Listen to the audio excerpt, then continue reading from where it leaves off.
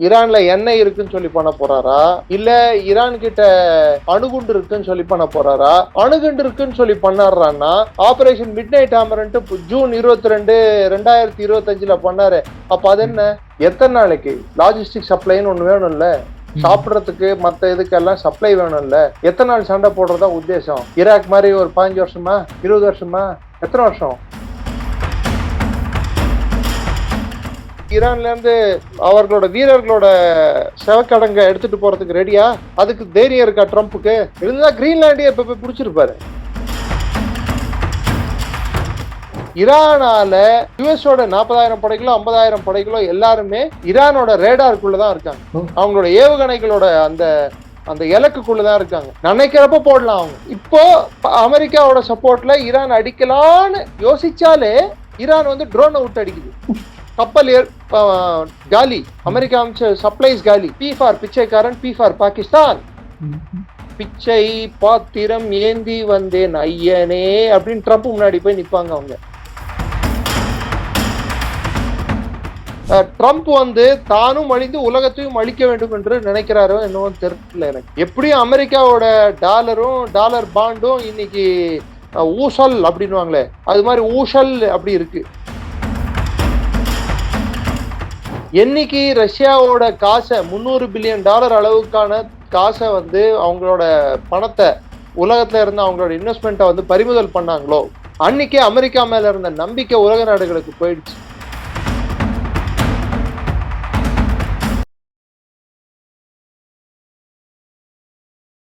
இளையபாரத நேயர்களுக்கு வணக்கம். இன்னைக்கு நம்ம நேர்கள் நம்ம சிறப்பு விருந்தினர் defence expert doctor Niranjan sir அவர்கள் தான். சார் வணக்கம் சார். வணக்கம். ஜெயஹிந்த். ஜெய்ஹிந்த் சார். சார் ஆக்சுவலாக இப்போ ஈரான்ல வந்து ரொம்ப ப்ராப்ளம்ஸ் அதிகமாயிட்டே போற மாதிரி தெரிய வருது. அதாவது எல்லாத்தையும் ரவுண்டு கட்டிட்டாங்களாமா ட்ரம்ப்போடைய படைகள். இப்போ ஈரானுமே வந்து நாங்கள் போருக்கு நாங்கள் தயாராக இருக்கோம், நீங்க மட்டும் அடிச்சிங்க அப்படின்னா ரிட்டலியேஷன், உங்களுடைய பேஸ் எல்லாத்தையும் தரமட்டம் ஆக்குவோம் அப்படின்ற மாதிரி ஒரு ஸ்டேட்மெண்ட் கொடுக்குறதையும் பார்க்க முடியுது. இப்போ வார் வரதுக்கான சூழ்நிலைகள் அதிகமாயிட்டே இருக்கே சார், என்ன நடக்க போகுது? நான் சிம்பிளா சில விஷயங்களை முதல்ல எடுத்து வைக்கணும்னு பாக்குறேன். சரி, ரவுண்டு கட்டிட்டாங்க, உள்ள பூர போறாங்க, சும்மா துவம்சம் பண்ண போறாங்க, எல்லாம் கரெக்டு தான். எங்க இருந்து? யுஎஸ்எஸ் அப்ரஹாம் லிங்கன்ல இருந்தா? சரி, ஒரு விமானம் தாங்கிய கப்பல் ஆப்ரேட் பண்ணோம்னா ஒரு இடத்துல அதுக்கு எத்தனை நாள் ஆப்ரேட் பண்ண முடியும்? ஓகே, நான் ஒத்துக்கிறேன். அது நியூக்ளியர் அணு உலைய வச்சு, அதாவது உள்ளே நியூக்ளியர் பவர்டு இன்ஜின் இருக்கு அதுக்குள்ள, அதுல ஆப்ரேட் ஆகுது. ஆனா எத்தனை நாளைக்கு? லாஜிஸ்டிக் சப்ளைன்னு ஒண்ணு வேணும்ல, சாப்பிடறதுக்கு மத்த இதுக்கெல்லாம் சப்ளை வேணும்ல. எத்தனை நாள் சண்டை போடுறதா உத்தேசம்? ஈராக் மாதிரி ஒரு 15 வருஷமா, 20 வருஷமா, எத்தனை வருஷம்? சரி, இதுக்கு சவுதி அரேபியாவும் யுஏஇயும் ஓகே சொல்லியிருக்கா? இல்ல. கத்தார் ஓகே சொல்லியிருக்கா? இல்ல. பஹ்ரைன் ஓகே சொல்லியிருக்கா? இல்ல. ஜார்டன் ஓகே சொல்லியிருக்கா? இல்ல. டர்க்கி ஓகே சொல்லியிருக்கா? இல்ல. வளைகுடால இருக்கக்கூடிய கிட்டத்தட்ட எல்லா நாடுகளுமே இல்லைன்னு சொல்லும் போது ட்ரம்ப் மாத்திரம் நான் ஆமா ஆமா நான் தான் அடிப்பேன், ஆமா ஆமா அப்கோர்ஸ் அப்படின்னா எப்படி சார்? அவங்க வந்து இந்த கத்தாரு மற்றபடி நீங்க சொன்ன கண்ட்ரிஸ் இருக்கக்கூடிய பேஸல்ல வச்சு அந்த ட்ரம்ப், அதாவது அமெரிக்காவோட பேஸை வச்சு தான் அட்டாக் பண்ண போறதா சொல்றாங்களே சார். அவங்க பர்மிஷன் கொடுக்கலையே, திட்டவட்டமா சொல்லிட்டாங்களே. யுஏஇயும் சவுதியும் மத்த அரபு நாடுகளும் கிளியரா சொல்லிட்டாங்களே. இன்ஃபேக்ட் டர்க்கி வந்து பாகிஸ்தானுக்கே வந்து கிட்டத்தட்ட கெடு வச்சிருக்காங்களே, பிஹேவியர் செல்ஃப், அந்த கோடை நீ தாண்டி வந்தன்னா விளைவுகள் பயங்கரமா இருக்கும் அப்படின்னு சொல்லிட்டு. அதாவது அது நீ காசாக்கு வந்தாலும் சரி, ஈரானுக்கு நீ சப்போர்ட் பண்ண போனாலும் சரி, விளைவுகள் நீ சந்திக்க நேரிடும் சொல்லியிருக்காங்களே. இதுக்கு மேல என்னத்த சொல்றது? சரி, இந்த போர் எதுக்காக பண்றாருன்னு சொல்லிட்டு ட்ரம்ப்பால உலகத்துக்கு சொல்ல முடியுமா? ஈரான்ல எண்ணெய் இருக்குன்னு சொல்லி பண்ண போறாரா, இல்ல ஈரான் கிட்ட அணுகுண்டு இருக்குன்னு சொல்லி பண்ண போறாரா? அணுகுண்டு இருக்குன்னு சொல்லி பண்ணாருன்னா ஆபரேஷன் மிட் நைட் ஹேமர்ன்ட்டு ஜூன் 22, 2025 பண்ணாரு. அப்ப அது என்ன? This attack we have destroyed Iran's nuclear facility. US forces beyond expectation அப்படின்னு சொல்லி சொன்னாரு. அப்போ நடுராத்திரில போயிட்டு நாங்க அடிச்சோம், நாங்க அப்படியே துவம்சம் ஆகிட்டோம், சும்மா தாறுமாறா பண்ணிட்டோம் அப்படின்னு சொன்னாரு. அப்ப அது என்ன? பொய்யா? அப்ப நட்டான்ஸ் பிளான்ட்டும் மத்த பிளான்ட்லயும் நாங்க காலி பண்ணிட்டோம் அப்படின்னாரு. அப்போ அது என்ன? இவர் ரெகுலரா சொல்ற எத்தனையோ உடான்ஸ்ல இது ஒரு உடான்ஸ் எடுத்துக்கலாமா? நம்ம ஏன்னா லோக்கல்ல நிறைய சொல்லுவாங்க உடான்ஸ், பீலா, பொய். பொய்ன்றது தூய தமிழ். சோ எதை நம்ம இதுல எடுத்துக்கிறது? அவர் சொல்ற விஷயங்களை எப்படி பாகுபாடு படுத்தி பாக்குறோம்னு எனக்கு தெரியல. எது பொய் எது உண்மைன்னே எனக்கு தெரிய மாட்டேங்குது. அவ்வளவு தூரத்துக்கு அவர் பொய் சொல்லிட்டு இருக்காரு. அதுதான் பிரச்சனை. பட் இருந்தாலுமே இப்ப போர் சூழல் அங்க ரொம்ப அதிகமா இருக்கிற மாதிரில சார் எல்லா நியூஸ் பேப்பர்ஸ் எல்லாருமே போடுறாங்க அப்படி. எல்லா நியூஸ் பேப்பர் எங்க இருந்து வருது? அமெரிக்கால இருந்து வர நியூஸ் பேப்பர் போடுது. ஈரான்ல இருந்து வர நியூஸ் பேப்பர் நீங்க படிச்சீங்களா? பின்ன எனக்கு வரும் விஷயங்கள், நான் பாக்குற தகவல் ஈரானியா நியூஸ் ஏஜென்சில இருந்து வர்றது. நான் ஈரான்ல இருக்கிற அங்க கவனிக்கிறது. அஹ்லுல் பைத்னு ஒரு சேனல் இருக்கு, அந்த சேனலை கவனிச்சாலோ இல்ல அரப் பேஸ்ட் சேனல்ஸை கவனிச்சாலோ பர்ஷியன் சேனல்ல ஈரான்ல இருந்து வரக்கூடிய செய்திகளை கவனிச்சாலும் நார்மலா இருக்கு. அவங்களும் போருக்கு ஆயத்தமாயிட்டு தான் இருக்காங்க. ஈரானோட மக்கள் தொகை எவ்வளோ? 9 கோடி. பெரும்பாலுமானவர்கள் பர்ஷிய மொழி பேசுறவங்க. சரிங்களா? ஏற்கனவே சொல்லியிருக்கேன், ஐஆர்ஜிசியை வந்து தகர்க்கணும் இவங்க. இல்ல ஈரானிய மத குருங்களோட அந்த கூட்டமைப்பை உடைக்கணும். இல்ல தொழிற்சங்கங்களை அதுல விரிசலை உண்டாக்கணும். ட்ரம்ப்புக்கு இருக்கிற ஆப்ஷன்ஸ் என்னன்னு சொல்லிடுறேன். ஒரு 4 ஆப்ஷன் கொடுக்குறேன் நான். இதுல சூஸ் த கரெக்ட் ஆன்சர். நீங்களே எந்த ஆப்ஷன் ட்ரம்ப் எடுப்பாருன்னு முடிஞ்சா நீங்க கணிச்சு பாருங்க. ஃபர்ஸ்ட் ஆப்ஷன், போயிட்டு ஈரான்ல போயிட்டு முழு நேர போரை தொடுக்கிறது. அது எத்தனை வருஷங்கள் ஆகும் தெரியாது. 1 மாதமாகலாம், 2 மாதமாகலாம், 2 வருடங்களாகலாம், 4 வருடம். ஏன்னா யுக்ரைன் போர் தொடங்கும் போது 1 மாசத்துல வேலை முடிஞ்சிடும்னு நினைச்சாங்க. இப்போதான் வர பிப்ரவரி 24 வந்தா 4 வருஷம் ஆக போகுது. Is America ready for body bags? அங்கிருந்து ஈரான்ல இருந்து அவர்களோட வீரர்களோட செவக்கடங்க எடுத்துட்டு போறதுக்கு ரெடியா? அதுக்கு தைரியம் இருக்கா ட்ரம்ப்புக்கு? இருந்தா கிரீன்லாண்டிய இப்ப போய் பிடிச்சிருப்பாரு. இல்ல யுக்ரைன்ல போயிட்டு நான் என் ராணுவத்தை அனுப்பி வைக்கிறேன், ரஷ்யாவை ஒரு கை பார்க்கலாம் அப்படின்னு சொல்லியிருப்பாரு. யாரோ போடுற சண்டைக்கு, யாரோ வாங்குற அடிக்கு நான் தான் எல்லாத்தையும் முன்னிருந்து நடத்தினேன், நான் தான் நிறுத்தினேன், இதுக்கு தானே அவர் வருவாரு. எப்ப போட்டிருக்காரு? ஏதோ ஒரு மொடோரோவை பிடிச்சிட்டேன்னு சொல்லிட்டு அவர் பேசலாம். சோ ஒரு முழு நேர போருக்கு ரெடியா அப்படின்னு பார்த்தா இல்லை பதில். சரி, நெக்ஸ்ட் என்ன? ஆபரேஷன் மிட்நைட் ஹாமர் 2 அப்படின்னு சொல்லிட்டு ஒன்னு நடத்தினாருன்னா எது மேல நடத்த போறாரு? அதே நட்டான்ஸ் பிளான்ட் மேல, அதே ஷிராஸ், அதே மற்ற இடங்கள்ல எங்கெல்லாம் வந்து அவங்களுக்கு வந்து நியூக்ளியர் ஃபெசிலிட்டி இருக்கோ அங்கெல்லாம் நடத்துவாரு. சரி, நடத்தினா கூட அது எல்லாமே அண்டர் கிரவுண்ட்ல இருக்கு. எங்கள் B-52 பாம்பர்ஸ் அது பண்ணிடுச்சு, இது பண்ணிடுச்சுன்னு சொல்லிக்கலாம். எதை பண்ணிச்சு? அதை ப்ரூவ் பண்ணோம்ல. நான் வடை சாப்பிடுறேன்னா வடைய காட்டணும் சார். வாயிலேயே வடை சுட்டா எப்படி? 2வது ஆப்ஷன் என்ன? ஒரு பிரெசிஷன் ஸ்ட்ரைக்க பண்ணிட்டு பின்வாங்கிறது. 3வது ஆப்ஷன் என்ன? அவங்களோட இப்ப நான் சொன்னேன் பாருங்க, ஐஆர்ஜிசி கமாண்ட். உதாரணத்துக்கு முகமது பாக்போர்னு சொல்லிட்டு ஐஆர்ஜிசியோட தலைவர் இருக்காரு, அவரை மற்ற தளபதிகளை அழிக்கிறது. அதே மாதிரி அயத்துல்லா கமேனி அவங்கள எல்லாரையும், முக்கியமான தலைவர்கள் எல்லாரையும் போடுறது. முகமது அப்பாஸ் அர்ஜானி அப்படின்னு சொல்லிட்டு அவங்களோட ஃபாரின் அஃபேர்ஸ் மினிஸ்டர் இருக்காரு, அவங்க எல்லாம் முக்கியமான பதவியில. முகமது பெசக்ஸ்கியான் அவங்களோட ஜனாதிபதி, இவங்களையெல்லாம் ஒழிச்சிடுறது. அதாவது தலைமையை ஒழிச்சிடுறது. அவங்க எல்லாம் பங்கருக்குள்ள இருந்தாங்கன்னா அது 3வது ஆப்ஷன். 4வது ஆப்ஷன் என்ன உங்களுக்கு? சிறந்த ஆப்ஷன், அங்கே கிளர்ச்சியை வெடிக்க வச்சு இங்க கடல்ல உட்காந்துட்டு பாத்துட்டு இருக்குது. கிளர்ச்சி சக்சஸ் ஆயிடும், கிளர்ச்சி சக்சஸ் ஆயிடும், கிளர்ச்சி சக்சஸ் ஆயிடும். சரி, ட்ரம்ப்புக்கு இவ்வளவு பொறுமை இருக்கா? இதுதாங்க 4 ஆப்ஷன் அவருக்கு இருக்கிறது. எல்லாரும் சொல்றது, இன்ஃபேக்ட் அமெரிக்காவோட ராணுவ தளபதிகள் உட்பட, இஸ்ரேல் உட்பட எல்லாரும் ஒத்துக்கொண்டு இருக்கிறது என்னடான்னா, ஈரானால கிட்டத்தட்ட நம்ம கணிக்க முடியாத அளவுக்கு நமது ராணுவத்தின் மீது சேதத்தை ஏற்படுத்த முடியும். யுஎஸோட 40,000 படைகளோ 50,000 படைகளோ எல்லாருமே ஈரானோட ரேடாருக்குள்ளதான் இருக்காங்க. அவங்களோட ஏவுகணைகளோட அந்த அந்த இலக்குக்குள்ளதான் இருக்காங்க. நினைக்கிறப்ப போடலாம் அவங்க.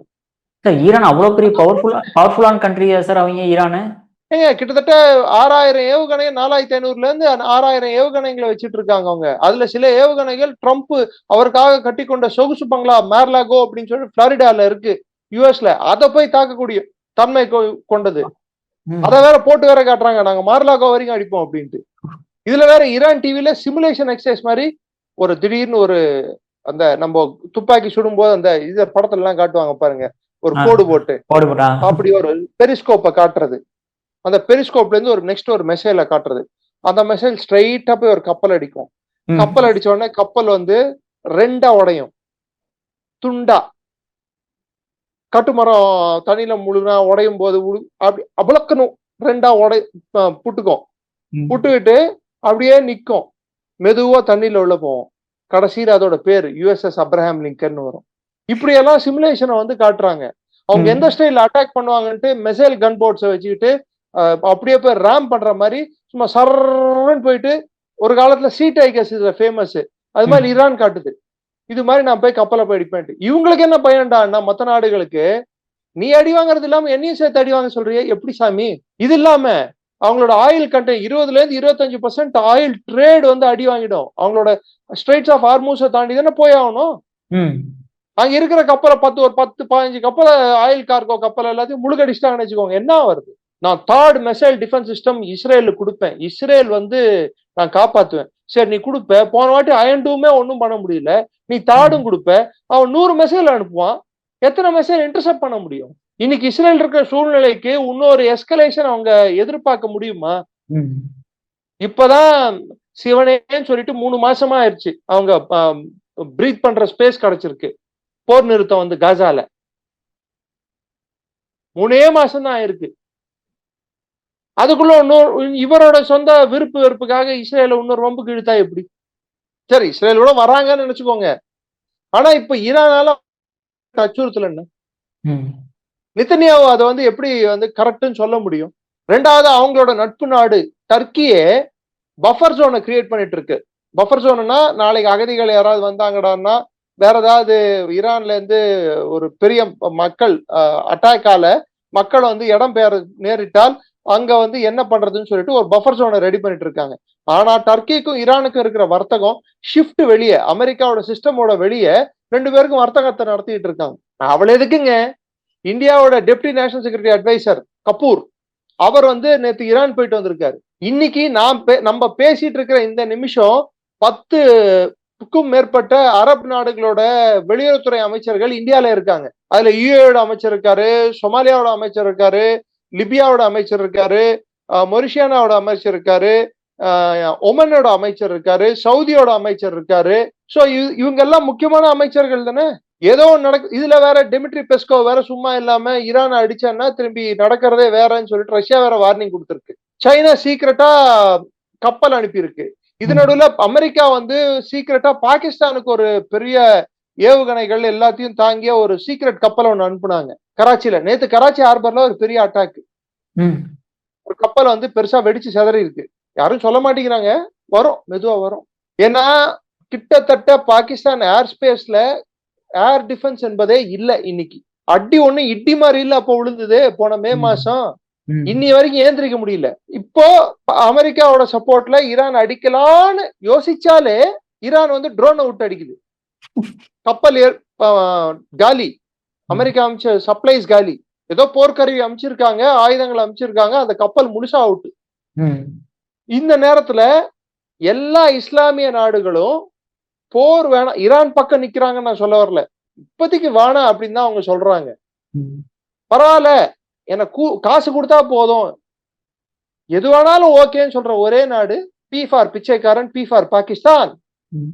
பிச்சை பாத்திரம் ஏந்தி வந்தேன் ஐயனே அப்படின்னு ட்ரம்ப் முன்னாடி போய் நிப்பாங்க அவங்க. நல்ல பாட்டு, கொச்சப்படுத்த கூடாது. நான் வேற வழி இல்ல, பாகிஸ்தானுக்கு இதுக்கு மேல நல்ல பாட்டு எனக்கு தேட முடியல. சார் இப்ப இந்தியாவோட ஸ்டாண்ட் என்ன சார்? இப்ப ஈரான் மேல வந்து அவ்வளோ ப்ரெஷர் கொடுக்குறாங்க ட்ரம்ப் மூலியமா, பட் இந்தியா எந்த ஒரு ஸ்டாண்டுமே எடுக்காம சைலண்டா இருக்காங்களே சார்? இல்லையே, நேற்று டெப்டி நேஷனல் செக்ரட்டரி அட்வைசரை அனுப்பி வச்சது வந்து அது ஸ்டாண்ட் இல்லையா?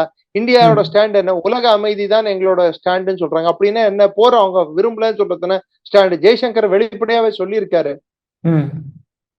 ரூல் பேஸ்ட் ஆர்டர் இருக்கணும், உலகத்துல வந்து நிம்மதி இருக்கணும், தேவையில்லா போர்களை தவிர்க்கணும்னு சொல்லியிருக்காரு. இதுக்கு மேல எதை வந்து ஸ்டாண்டா சொல்ல முடியும்? இந்தியாவோட ஸ்டாண்ட் இந்தியாவோட நலன் தான். இந்தியாவோட ஸ்டாண்டு, இந்தியாவோட நலன் எதுல இருக்கு? தேவையற்ற போர்களை தவிர்க்கிறதுல இருக்கு. இந்தியாவோட ஸ்டாண்ட் எதுல இருக்கு? இந்தியாவுக்கு நட்பு நாடா இருக்கக்கூடிய ஈரானை வந்து அமெரிக்கா தாக்கி அங்க ஏதாவது பண்ண போனா அது பாகிஸ்தானுக்கு அட்வான்டேஜா மாறும். அப்போ அந்த போர் தேவையில்லை என்பது தானே இந்தியாவோட ஸ்டாண்டு. இல்ல ஈரான் எக்கடா கெட்டு போட்டோம், எனக்கு என்ன அப்படின்னு நான் சொல்ல முடியும். let Iran go to talks. I should be worried அப்படின்னு சொல்றதுக்கு இது என்ன? சரி வேணாம், விட்டுருங்க, இல்லாதவர்களை பத்தி பேசக்கூடாது. இது மோடியோட அரசு. வாய் புளித்ததோ மாங்காய் புளித்ததோன்ட்டு பேச மாட்டாரு அவரு. அதே மாதிரி ஈரான் வந்து அங்க இருக்க கவர்மெண்ட் IRGC, ஏங்க ஈரானை எதிர்த்து சண்டை போட்டு ஜெயிச்சதா எந்த நாட்டுக்கும் சரித்திரம் இல்லை. ஒரே ஒரு நாடு சண்டை போட்டு, அதுவும் நான் சொல்றது ஒரு அரபு நாடுகள் சண்டை போட்டு ஜெயிச்சதா சரித்திரமே இல்லை. ஒரே ஒரு அரபு நாடு 8 வருஷம் சண்டை போட்டு கடைசியில போதும்லா சாமின்னு சொல்லிட்டு விட்ட நாடு ஈராக்கு. அதுக்கப்புறம் ஈராக் என்ன கதியாச்சுன்னு சொல்லிட்டு எல்லாருக்கும் தெரியும். இன்னைக்கு ஈராக்ல இருக்கிற கவர்மெண்ட்டும் கூட ஈரானுக்கு சாதகமான கவர்மெண்ட் தான் இருக்கு. அதை நீங்க புரிஞ்சுக்கோங்க. சோ ஈரானை அடிக்கிறது ஒன்றும் அவ்வளவு ஈஸி இல்லை. ஈரான் அதுக்கன்ட்டு எல்லாம் கரெக்டா பண்ணியிருக்காங்களா, அவங்க தவறுகள் செய்யலையா, அவங்க உள்நாட்டுல வந்து எல்லாம் கரெக்டா இருக்கான்னா இல்ல. ஹமாஸ் அவங்க சப்போர்ட் பண்ணது தப்பு.